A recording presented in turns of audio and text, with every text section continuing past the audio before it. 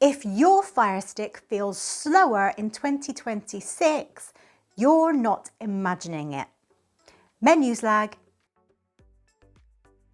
apps take longer to open, and sometimes it just feels heavier. That's not just age, it's what's been added in the background. But the good news is, you can actually fix most of it in just a few minutes. In this video, I'm going to show you the settings that actually make a difference, not the generic stuff you've seen everywhere, and a couple of things most people never touch that can instantly speed things up. Quick one, if your Firestick has felt slower recently, let me know in the comments.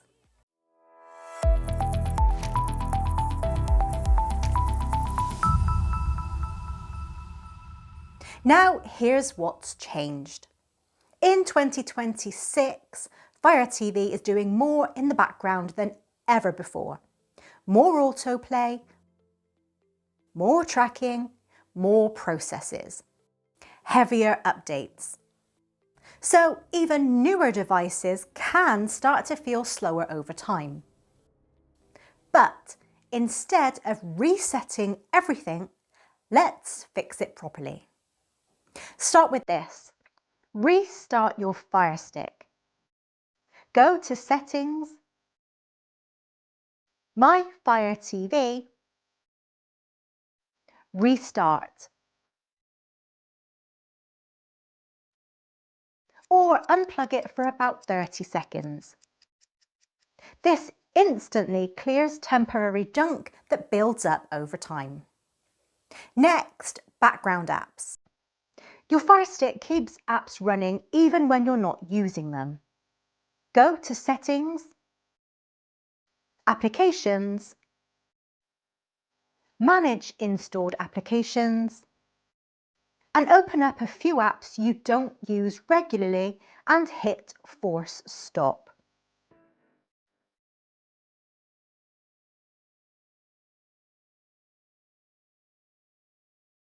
This frees up memory straight away.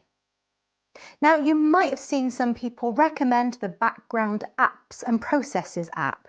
And yeah, it works, but all it's doing is taking you to this same screen. So if you prefer it, fine, but you don't actually need it. Now, this one makes a big difference. Still in that same menu, go into apps you use often like Netflix, Prime Video and YouTube and clear the cache. Now, a quick thing here, you might have heard not to do this because cache is meant to make apps faster. And that's true. But on Firestick, it builds up over time and actually starts slowing things down instead. So clearing it gives the app a fresh start. The first launch might be a bit slower, but after that, it usually runs smoother. Now, do not clear data unless you need to, but cache alone can speed things up straight away. Just those few things alone can make a noticeable difference, but now let's get into the settings most people never change. Go to Settings, Preferences, Featured Content, and turn off Video Autoplay and Audio Autoplay. This stops the home screen constantly loading videos in the background. Next, go to Settings, Preferences, Privacy Settings, and turn off Device Usage Data, Collect App Usage Data, and Interest-Based Ads. Less tracking, less happening in the background, better performance. And this isn't just about speed either. This also affects your privacy. I did a full breakdown on that recently, but even just turning these off here makes a huge difference straight away. Now, one more that often gets overlooked, Go back into your apps list and look at what you actually use. If you've got apps sitting there that you never open, just remove them. Because Firestick storage is limited, and once that starts filling up, everything else slows down. Even clearing just a few apps can make a difference. Now, this one's simple but important. If your Firestick is plugged directly into your TV or powered by USB, it can slow down under load.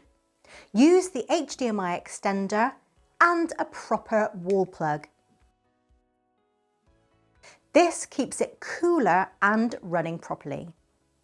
And if you're seeing buffering, go to your network settings and check your signal strength. If possible, use 5 GHz Wi-Fi or move closer to your router.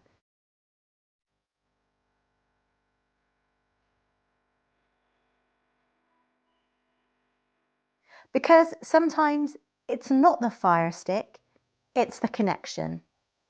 Now here's the honest part. If your Firestick is older or still feels slow after all of this, it's not just the settings anymore. The newer updates are heavier and older devices struggle with that. And not all Firesticks are equal either.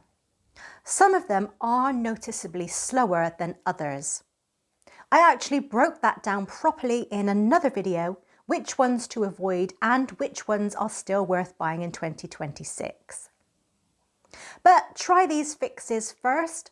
Most people don't need to upgrade straight away. And if one worked for you, just drop it below and let me know which one made the biggest difference. Thanks for watching, and I'll see you in the next one.